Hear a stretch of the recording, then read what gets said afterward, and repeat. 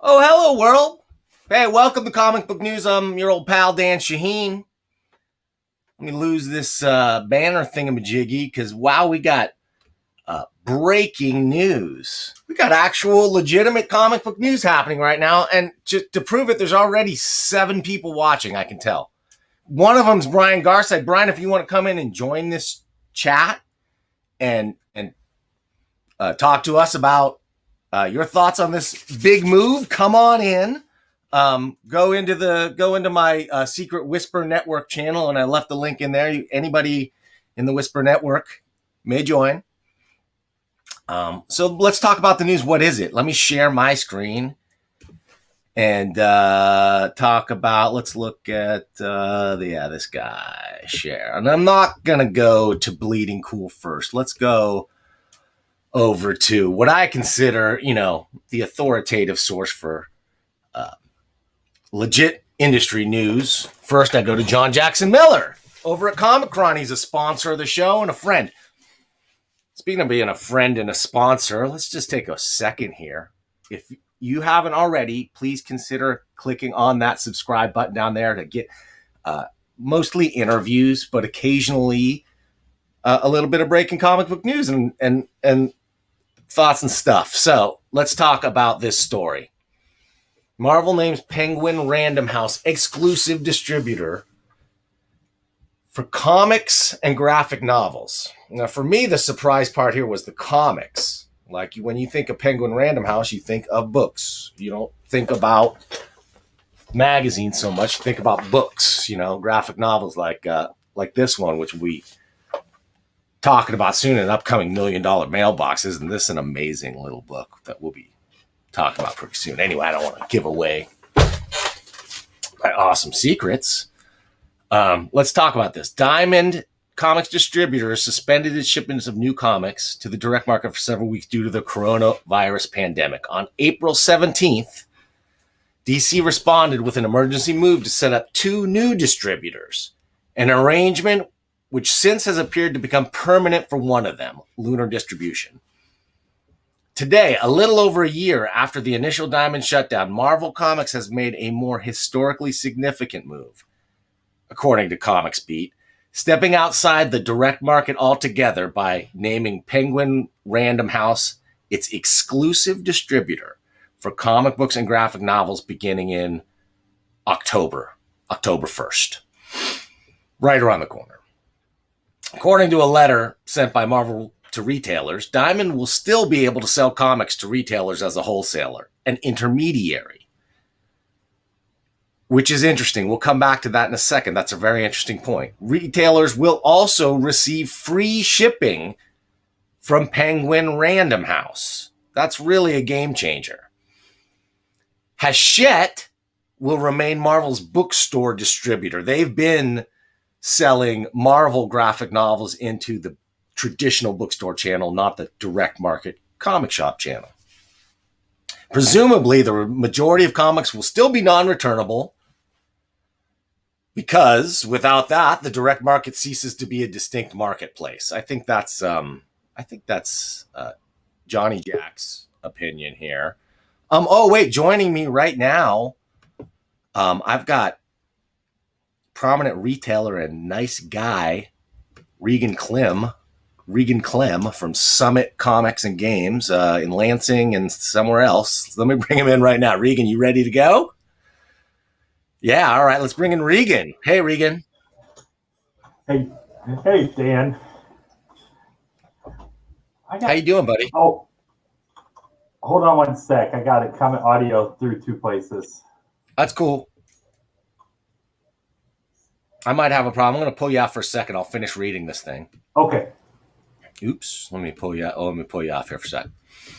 So, this change represents a behind the scenes shift in how we obtain these Marvel products for distribution. But it does not impact our ability to supply you with Marvel comics, trades, and graphic novels.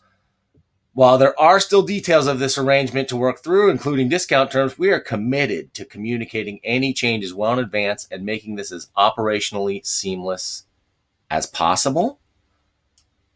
Marvel has been and remains an incredible partner. We are very pleased that we will continue selling Marvel product to the direct market. As you know, Diamond has been in the business of comic distribution for almost 40 years. Many of you have been right there with us. We take our job seriously and cherish our relationship with you even more. We value the trust and confidence you put in us to carefully pick, pack, and consistently deliver the collectible quality merchandise you order. This sounds like the Steve Geppi we know and love. Our value-added programs and services, including the Comic Shop Locator Service, Free Comic Book Day trademark, Comic Suite, Previews Catalog, Shopify Store Builder, and Pullbox, have helped shape the industry and support your business. There's no question they have done those things. Diamond is the industry's largest single source of comics, games, and collectibles, supplies, and more. We offer products from hundreds of vendors each month, with more than 200 print publishers alone. This allows you to spend less time placing orders and more time serving your community of fans. Diamond has always been highly focused on the specialized needs of comic retailers, and we are dedicated to the direct market. We will continue to work hard to earn your business each and every day. My team and I look forward to continuing as your primary source for Marvel Comics, trades, and graphic novels, providing industry-leading selection, service, and support now and in the years to come. As mentioned before, there are still details of this new arrangement to work through, and my leadership team is working as quickly as possible to be able to share additional information with you in the upcoming weeks and months. Okay, that was from Steve Geppi. I'm going to bring Regan Clem back in. Regan, is that sounding better for you now? Yeah, I was giving you a view on YouTube, but the audio was coming in through both places then. So. Oh, got it.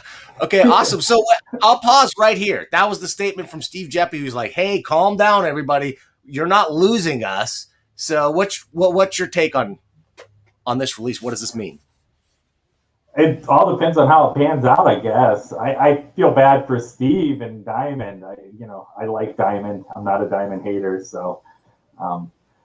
But who knows? I mean, Penguin. I'm hearing it's going to be 50% discount with free shipping, so that might be decent. We lose margin, but we get free shipping, and shipping's been eating us up. I don't know. It all depends on the details at the end of the day. Well, I think there's a couple of things that immediately came to mind to me as variables in play here, right? If I'm a store owner, I'm getting a lot of Marvels. Anybody who's got a comic shop, they're probably ordering a lot of Marvels, right?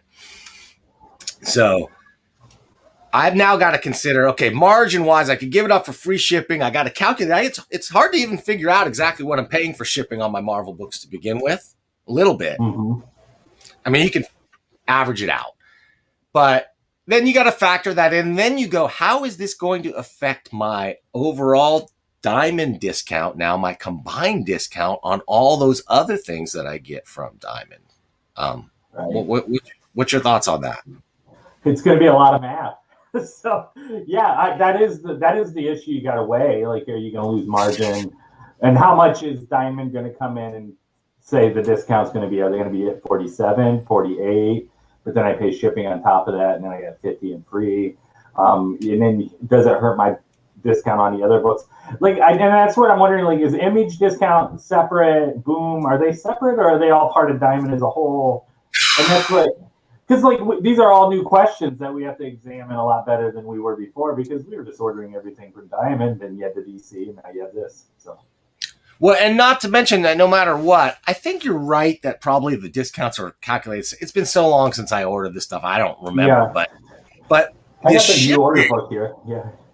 I mean, when you think about the combined shipping it now, like if you took away all your Marvel out of your Diamond shipment, how much is coming to you every week? A lot less, I'm assuming.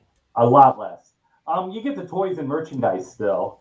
My shipping bill, though, has been insane lately. It's just, and so I was looking at ways to try to minimize that anyway with Diamond. I don't have any good solutions, but they've been good and helpful explaining things to me. But yeah. When you say it's been insane, like, do you mean the rate's been higher, or you've just been shipping so much stuff? The percentage of my invoice that is shipping. Yeah, it's pretty decent. I think I'm in the 10% ballpark. Brian was in the 8% ballpark, I believe. So, yeah. So Jesse James says, keep in mind they're not going to do the same thing that DC did in pre-marketing the Switch. I'm not sure exactly what he means by that. Jesse, you're welcome to come. Like, I would love to hear your thoughts on this too. You're welcome to jump in here anytime. Maybe he meant DC didn't pre-market the Switch. Because Marvel's giving us, it's October 1st. Right. Marvel is at least giving us some lead time on the warning because you've got till October to even shake out the details, give people the chance to do this math. Yeah. And then if you don't have a Penguin account, you got to set up with Penguin. The dilemma there is going to be Penguin is a book distributor, and the books don't always come in the condition. Isn't like Diamond. Diamond really is a comic distributor, and they understand comic collectors, and they understand trying to get us books in good condition. Lunar does a good job at giving us books in good condition too, but Penguin isn't in the same. They're not trying to do the same on that. So you just understand that. Like, and when I'm ordering little golden books, I don't care, you know. Okay. So this is what's a little bit. This is where I think that it doesn't all just boil down to like if the difference in cost is even marginal to most, they're probably not. Most comic shops will probably not switch. They will probably opt or maybe they shift their trades over into Penguin to take advantage of the free shipping, and on that, or frankly, I don't know. I guess you're right. Will they be able to ship stuff in a way that's acceptable? Come on, dude. You guys are super finicky, or many are very, very, very finicky. Yeah, and Diamond has humored our finickiness. Like, I mean, really, as a whole. And maybe, I mean, I don't know what internally, maybe damages are too high with Diamond, and Marvel and DC don't like that. And it's more probably because of retailers than it is Diamond's fault. Like, we just claim everything's damaged. I mean, we don't. I mean, we try not to, but yeah. So. Yeah, I mean, but this is crazy. It's now multiplied. This is more because that was one distributor, right? Yeah, now we got three going on now, and who knows? Will Bloom and Image stay with Diamond? Well, yeah, because I don't know if the publisher. Sorry, no, go ahead.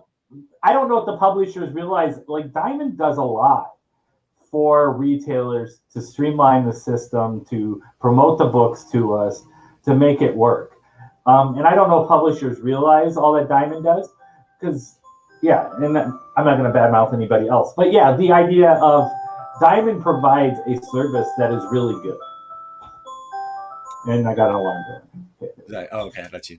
Yeah. So I was going to say, yeah, what I love. Okay, now here's where Marvel, though, this is the classy and correct way to do it for a couple of reasons, right? Number one, like we said, it's not happening till October, which is a ways away. Two, retailers have a clear choice. They're not losing their option of getting their books through the convenient single distribution system of Diamond. This truly gives retailers a choice, and they can vote with their dollars, and they can send a message to Diamond. This actually gives them the chance to send a message by voting with their dollars to say, like, we love your service and stuff, but man, these guys, the bottom line is the shipping costs are out of line over there, and this is the way that the industry is going to go. Yeah, who knows? But it is. Yeah, I don't see any negative sentiment towards Marvel on the retailer forums yet. But maybe I'm missing it. But yeah, the way they're handling it seems to be giving us choice. Is always nice. DC started out though giving us choice. Do you remember, Dan? And I think we were able to order one more month with Diamond, and then nobody switched over to their new distributors, I don't think. And so then they eliminated the choice. Because originally I stuck with Diamond over going with Lunar or whatever the Midtown option was at the time. And so then I went with Lunar, but. Yeah, there was a month there or two where they let us choose, and not enough of us chose to go with the new distributors. Apparently, I don't. Well, yeah, and yet they stripped away the option right? By stripping that away, just forced the hand, and for people to say somehow that added choice to the industry is so misreading of it. And Right. I think friend of the show and fellow retailer Callum Johnson asked me in the Whisper Network about let me see, I have the exact message here somewhere, but he wanted to know why that was why Diamond can still distribute. Like, what's the technicality here? The technicality here now, Diamond is just going to be another wholesale purchaser from Penguin Random House, who is the true distributor. Mm-hmm. So if that is the case, why can't Diamond do the same thing right now through Lunar? Yeah. And my question on that too, is there going to be a delay at all? Like, how does Diamond get their books sooner? So I would, like, if I order from Penguin, do I get them on Wednesday but Diamond on Friday? I'm wondering if there's a lot that's got to be worked out. And I'm sure the good minds at Diamond are working it out right now, but well, I want to call attention to this again, though, from Terry Dactyl. Dan doesn't pay for comics anymore. He only asks creators to send him free books to review, and that's true because, man, thanks for queuing me up there, Terry, because just let me take a second here, if you don't mind, Regan, and plug what's coming up. Okay, let's plug this thing up for a second. We got the $1 Million Mailbox episode coming up with me and Larry, and we're going to look at some cool books. I'm going to pull this for a second. And one of the coolest things Larry sent me was this. Oh my gosh, Regan, you know what these are all about? I saw those on the either you posted them. Yeah, I saw your post on them. Okay, yeah. So now, what's the story behind them, though? That's what I don't know. Okay, so just so we can see them for a second, I'm such a stickler for graphic. Let me clear this out so you guys can get a good look at this bad boy. So these are John Byrne. We all know John Byrne. We all know his legacy of X-Men and so many other great comics. Like he's such an amazing cartoonist. He's one of my all-time favorites as far as superhero stuff is concerned. Like, he's the greatest. But he can't draw X-Men anymore. Nobody will pay him to draw X-Men anymore. But he goes like, you know what? I don't really like the way X-Men went. I didn't want Dark Phoenix I didn't want Jean Grey to die. I never wanted her to die. Jim Shooter made me make him die.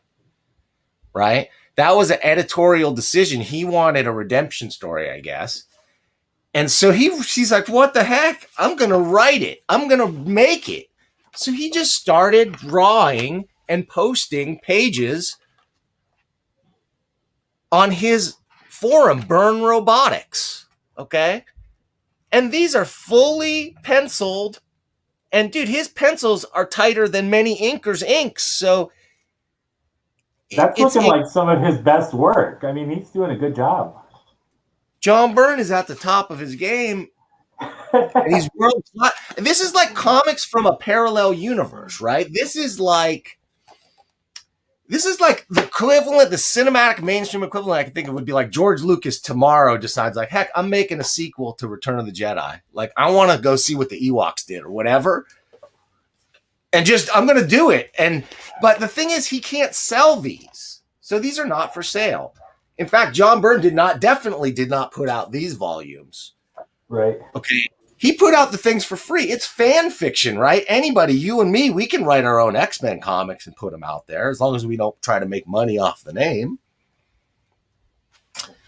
Yeah, and so some enterprising young person out there, I mean, they're not making money, but they made these print-on-demand ones. Now, I believe they got cease and desist letters, but not before a few slipped out there, not before some beautiful, lovely watcher of this show in the $1 Million Mailbox sent and mailed them to me. In the $1 Million Mailbox. And where did he mail them to? Regan, but let's see.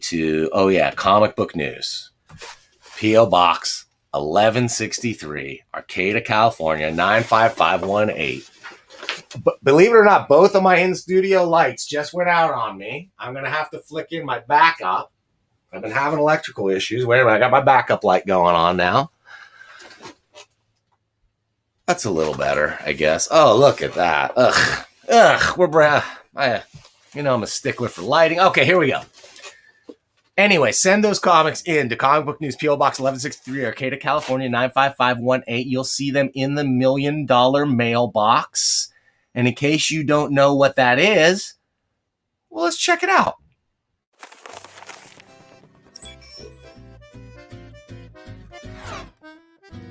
Who's in the $1 Million mailbox? One guess who? Who'd never ever start an argument? Who'd never show a bit of temperament? Who's never wrong but always right? Who'd never dream of starting a fight? Who's on your screen with the comic book scene? No one but Dan Shaheen. Yeah, Reagan. Have you been watching Keeping Up on the $1 Million mailbox? You've been seeing the amazing books that publishers have been sending us? I see some of them. But I saw those ones before you showed them. But so, like, those are going to be like $1,000 items now, right, Dan? I don't know. But all I know is that you can get them right now. You can go to Burn Robotics, go onto that forum, get involved, download them, look at them. You can read them online. Definitely, you can find the PDFs of them for sure floating out there because nobody can really sell them, but they can definitely, you can read them.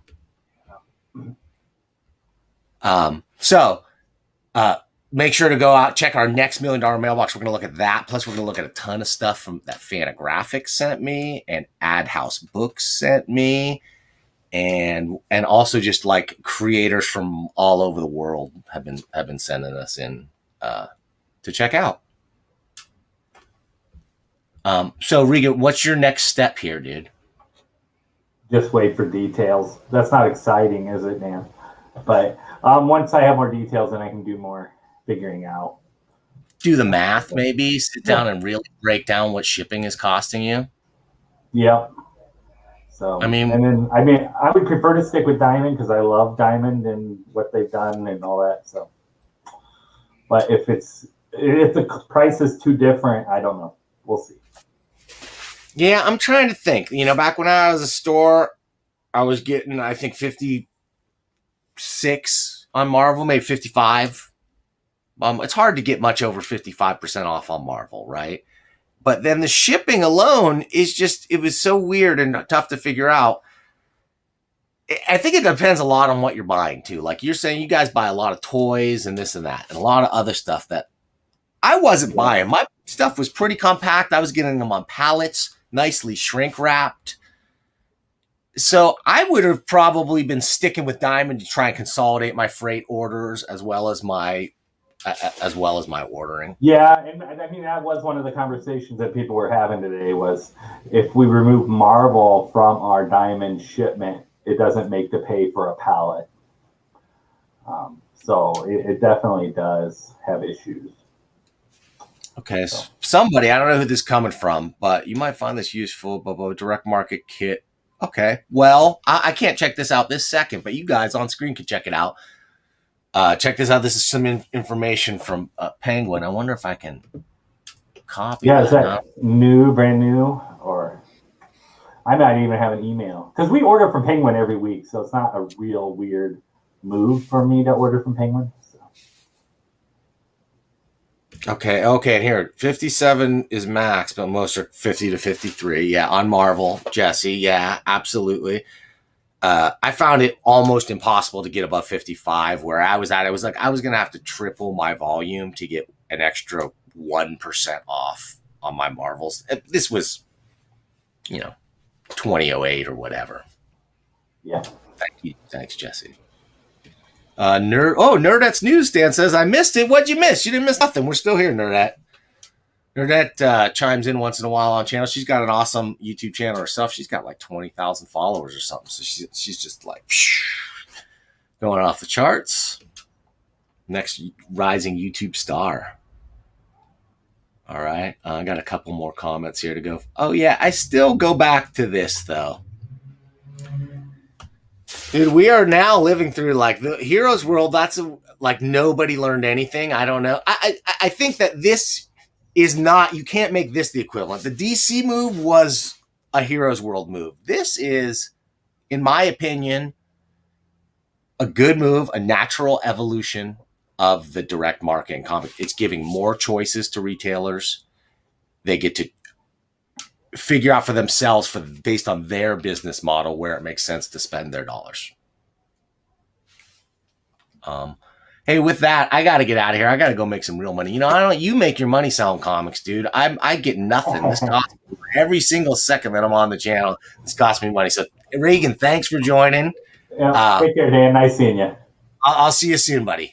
Let me get out of here. Okay, and thank you, everybody, for tuning in. Now, I was supposed to have this week, I was supposed to talk to, man, a legendary guy. I was so pumped. Today, I was going to talk to Brian Hitch on my show, but Brian's feeling under the weather. And I'm like, do we want under the weather Hitch, or do we want like full speed ahead, awesome Brian Hitch? Of course, Brian. Take as much time as you need. Next week, I don't have a thumbnail for these next two shows yet, though, but next week, I've got a guy named Don Chin. Don Chin. He lives in one town over from me, it turns out. And Don Chin is, he's the publisher of Parody Press. Parody Press is, I remember, as the creators of Adolescent Radioactive Black Belt Hamsters, right? It was a ripoff or a parody or whatever you want to call it of the Turtles. But I remember it being among the best of those. And there were a bunch of those trying to cash in on the Turtles name. Don is still around. Parody Press is still around. They did X Farce. They're doing he's kickstarting stuff. He's doing X Farce Reloaded, as well as, I don't have the graphic for it, but Beard Zerker, a parody version of the Keanu Reeves Berserker comic. I showed a picture of it to friend of the show and Boom Berserker publisher Ross Ritchie, and he said he loves it and can't wait to share it, and really is touched and honored, I think, by the parody / homage, because nobody's parodying you if they're not talking about you, and if they're not talking about you if they're not interested in you. So what else do we got here? All right, I want to thank you for watching the show. The week after that, yeah, I almost forgot. Holy cow, talk about burying the lead. The week after that, I've got back from Last Gasp, I've got Ron Turner, the great Ron Turner, as well as his son Colin Turner, and another fella whose name is escaping me at the moment, who published Slow Death Zero this year. Like the prequel, sequel, follow-up to the legendary underground anthology Slow Death. If you want to talk to me about like what are the greatest anthology comics in comics history, Zap is not going to be my number one. Zap Comics is not my number. I love it. It's right up there for sure. I mean, but I'm going to be looking at Raw, and I'm going to be looking at thinking about Weirdo, and I'm going to be thinking about Slow Death. Okay, so Slow Death was fantastic, and Slow Death Zero, I don't have my copy here right now, but I'll have it. It's not out yet in many people's hands, but they mailed me a preview copy, and dude, it's great. It's going to win Eisner's. It's got a mix of funny, political, non-political, ecological horror stories in that marvelous Last Gasp fashion. Ron Turner himself now has become a character in the books. He's less involved with the publishing. Colin Turner's son is more involved. And I think it's John Cook is going to be coming in, the editor. And we'll be talking with them soon and more. If you've got comments or thoughts about this whole DC debacle and Marvel switchover, what this means for DC Comics, especially if you're a comic shop owner, I want to hear from you. Put something in the comments down below. Eisners don't mean crap anymore. Honestly, Olaf, if they ever did, I mean, to the mainstream world, they don't mean anything. I think within the industry, they mean something. I think they mean something. I don't know. When I see Eisner Award winner, that little logo on something, I'm at least going to give it a second look. So it means something to me as a guy who just like reads comics. Let's see. Mega MacNut, your Steve Jeppy live stream didn't age well. I'm not sure what you mean by that. I think it aged great, like a maybe not like a wine, maybe like a fine cheese, and got stinkier over time. I don't know what you're referring to. But I can accept that. Let's see. Let's see. Camera should be on the hands. This is a comic book program, so when you read comic books, you should hold them in front of you, not hold them up like an entertainment kiosk into mall.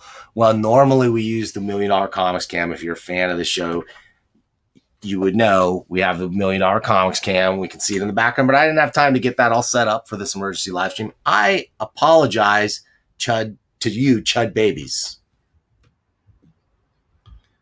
So I'm going to get out of here. I'm going to close the closing credits. Attention is waning, as it should. I'm out of stuff to say. So let me close the closing credits, and we'll do a little cameo, and we'll get out of here. Thanks for watching. We are going to see you with Don Chin and Parody Press, and then we're going to see you with Ron Turner and Company for Slow Death Zero, and then Brian Hitch, and then, oh my gosh, amazing future guests in the not-too-distant future. Thank you for watching, and we'll see you next time.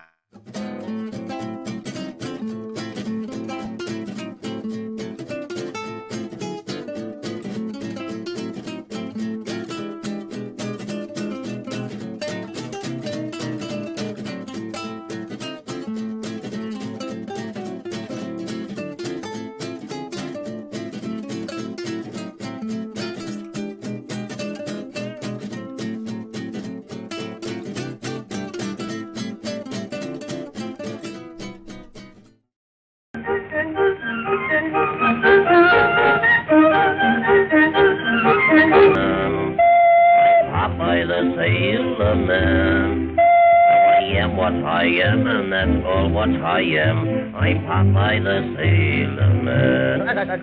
I'm what's up, Kazookas, what hates all Palookas, what ain't on the ups, that's where. Boy, I bips them and bops them and always outroughs them, but none of them gets nowhere. Now if anyone dares to risk my fist, it's buff and it's wham, understand? So keep good behavior, it's your one lifesaver with Popeye the Sailor Man. Oh, I'm Popeye the Sailor Man. I'm Popeye the Sailor Man. I'm strong to the finish, 'cause I eat me spinach. I'm Popeye the Sailor Man.